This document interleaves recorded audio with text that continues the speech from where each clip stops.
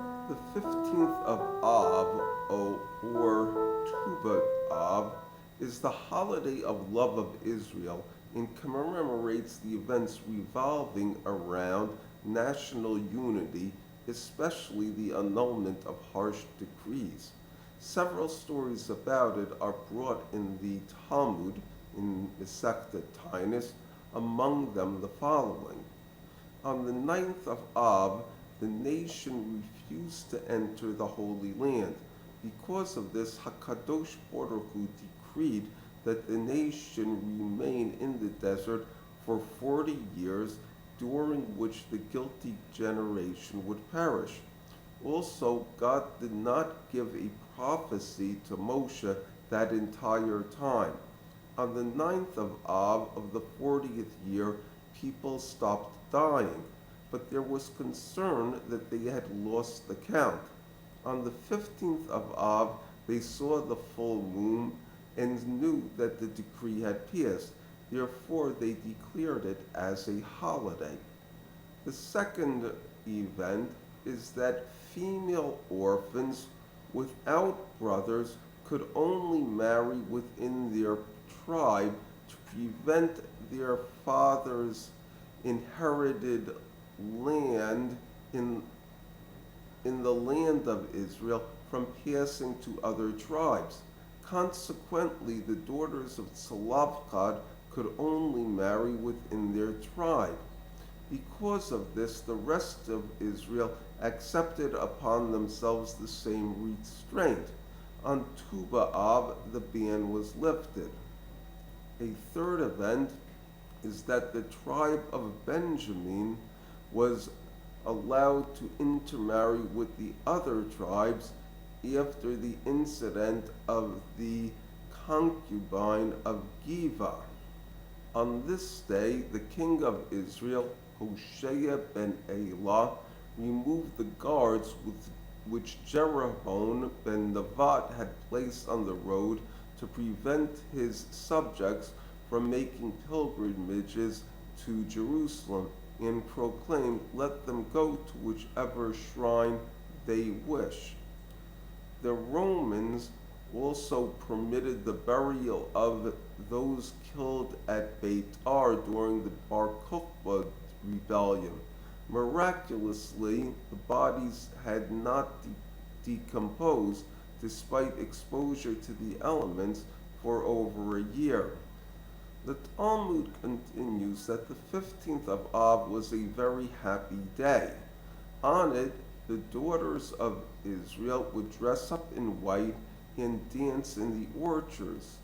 Then the young men who were searching for their soulmate would come out to see them. The pretty girls would say, "Turn your eyes to the beauty, for a woman is nothing except beauty." Girls from distinguished families would say, "Think of the family, for a woman is nothing but children." The ugly ones would say, "Take your merchandise for the sake of heaven, but adorn us with gold jewelry." The Mishnah in Masechta Tainus is nobler and refers to the young ladies as daughters of Jerusalem. They would say, "Young man, lift up your eyes and see what you are choosing for yourself. Don't look at ornaments, consider the family." They would then cite the book of Proverbs, saying, "Glamour is a lie and beauty is vain. A woman with fear of God has substance. Give her the fruits of her hands, and her works will praise her at every chance." The Mishnah then segues into symbolism about the relationship between the nation of Israel and Hashem, quoting the Song of Songs. "Daughter of Zion, go out and see King Solomon, adorned in the crown given to him by his mother on his wedding, the day of his happiness of heart." The Mishnah then explains that the day of his wedding was the day the Torah was given, and the day of his happiness of heart was the day the temple was built.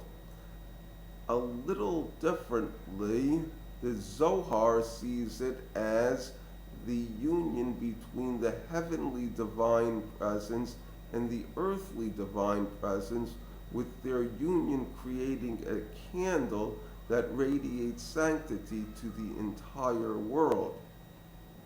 The Gemara continues with the idea of a dance, but it is a dance of the Holy One, blessed be He, which He will make with the righteous in the future in the Garden of Eden.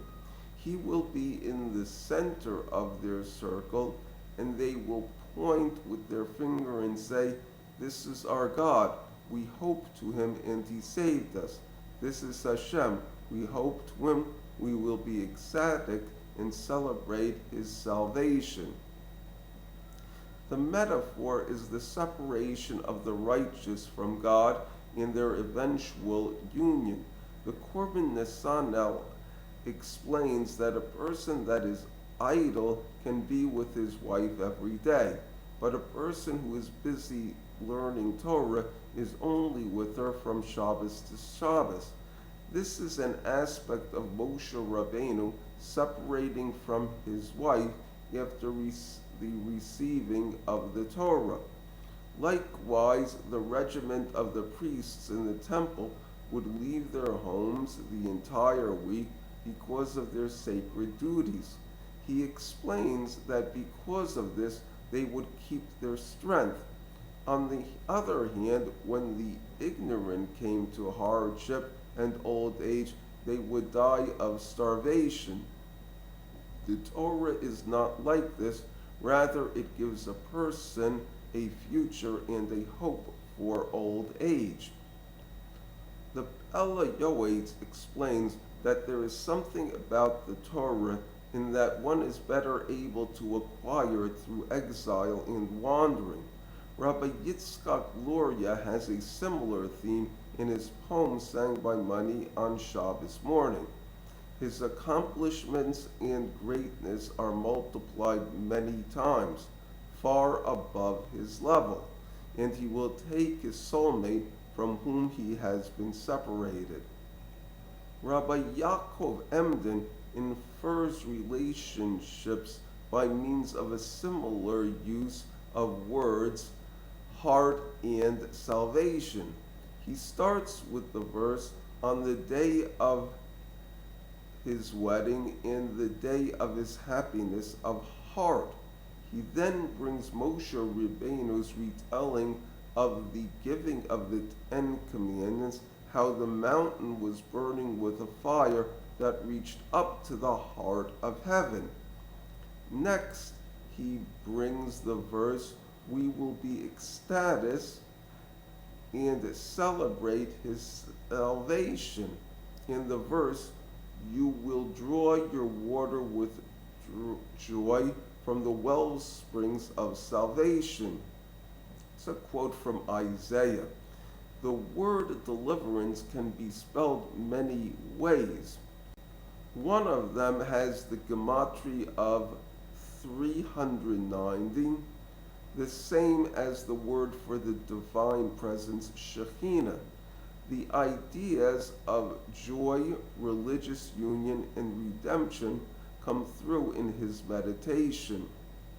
He then plays with the word for dance, mahul, and notes that through it all of our iniquities will be forgiven, nimchalo, similar root, after which all of the Jewish people will be reckoned as tzaddikim, and through this God will dwell among them in a permanent dwelling. Thank you.